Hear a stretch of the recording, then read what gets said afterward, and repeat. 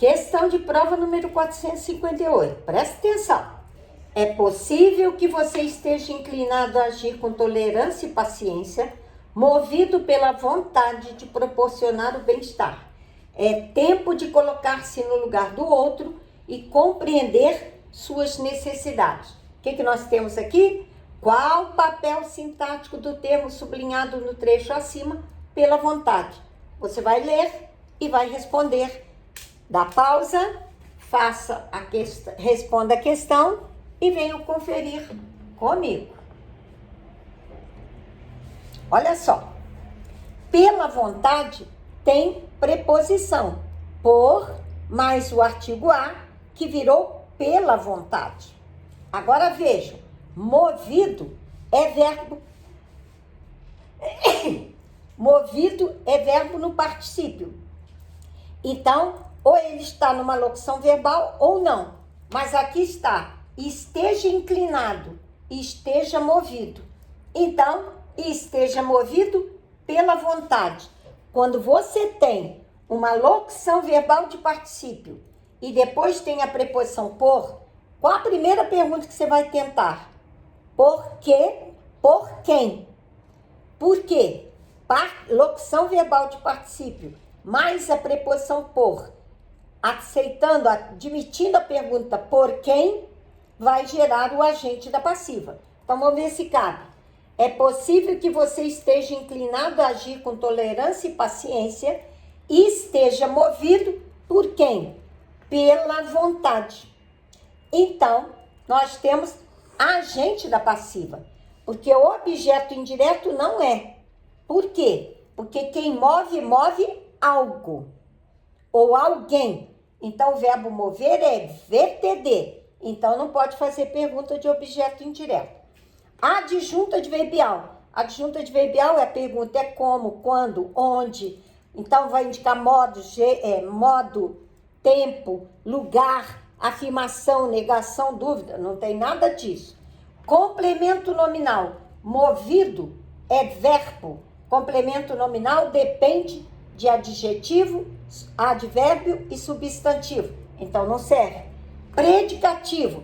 Precisa do sujeito, do verbo e de uma qualidade, uma característica falando do sujeito, para aparecer o verbo de ligação e gerar o predicativo. Então, o que sobrou? Agente da passiva. Agora, olha o que eu escrevi. É o assunto 2, porque agente da passiva está nas vozes verbais. Está também no assunto 3. Mas primeiro você aprende vozes verbais para quando chegar à função sintática, que é o assunto 3, você já saber encontrar o agente da passiva, que é uma função sintática. Mas você aprende na voz ativa, voz passiva analítica e voz passiva sintética, que é para poder entender o que é agente da passiva. Então, veja, agente da passiva, ele era sujeito agente precedido da preposição por. Então, na voz ativa, a vontade era sujeito agente. E na voz passiva analítica, que tem a locução verbal de particípio, ele se torna agente da passiva. Então, veja, é possível que você esteja movido pela vontade.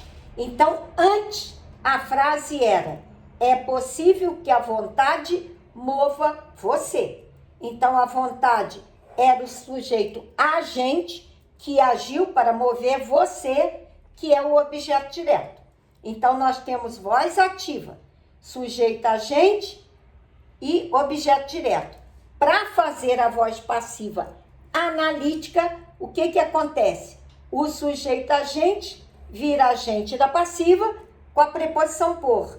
E o objeto direto vira sujeito paciente. Então, é possível que você esteja movido por quem?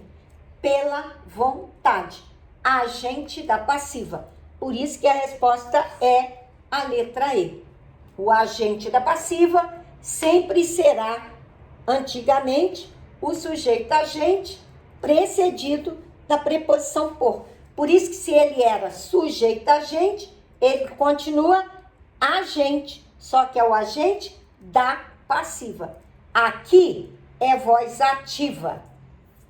Aqui é a voz passiva analítica que precisa fazer o X. Olha lá, o sujeito virou agente, o objeto direto virou sujeito. Não tem como errar. Mas, para saber isso aqui, precisa do assunto 2, que são as vozes verbais. E também pode ir lá no assunto 3, que eu também explico agente da passiva, com mais exemplos. Então, tudo você tem vários exemplos para entender as vozes verbais, para descobrir quando que aparece o agente da passiva e quando vai lá para o assunto 3, que é análise sintática, você vai aprender sujeito, objeto direto, objeto indireto, agente da passiva. Então, você vê de novo o agente da passiva. Mas, às vezes, do jeito que eu expliquei lá no assunto 2, é diferente do jeito que eu expliquei no assunto 3 e é diferente do jeito que eu estou explicando aqui. Então, você vai ter 3 formas diferentes de gravar, de memorizar.